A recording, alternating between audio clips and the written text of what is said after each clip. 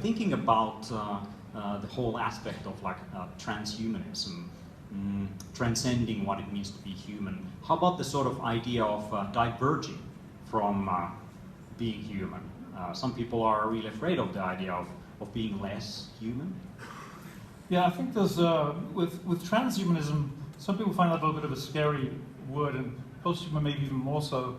But it's very important to understand that transhumanism is not about becoming less human. It's about questioning aspects of humanity that we've evolved and deciding whether or not to accept those. We don't have to overcome every aspect of ourselves, but for me personally, I think aging is a stupid thing and it's something we should have control over. I think the fact that we have brains of very limited computing power, that we have very bad short-term working memories.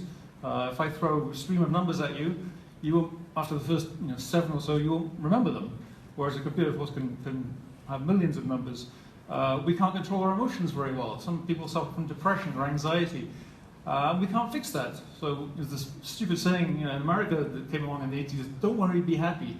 Well, that just doesn't work because we didn't evolve brains that have the right connections to, from the cognitive centers to the emotional centers. We evolved to have a reaction, saber-toothed tiger coming at me, I see that, it fires off emotions in my brain and it tells me what to do. We don't really have many pathways going in the other direction from the cognitive centers to the emotional centers. So first of all, we don't even understand what we're feeling. This is a whole area that hasn't been touched on very much, actually. How do you monitor your emotions? And then how do you modulate them? It's actually very hard to modulate them because we don't even understand what we're feeling half the time.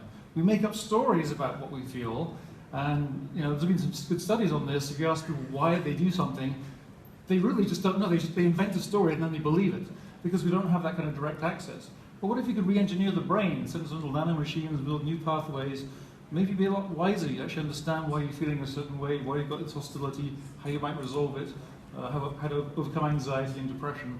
So I'm talking not about becoming less human, but becoming more self-choosing. It's almost like existentialism made real. If you take a radical existentialist, they believe that you essentially create yourself every second, every moment. But you can't, because you've got a body that's stuck in place, it's got its DNA. It's very hard to change things slowly. So we're looking about really making that idea real, but over a much longer time period, obviously, through using technology. So becoming more human, but in the way that you choose, because what's more human for me may not be for you. So more variety of human.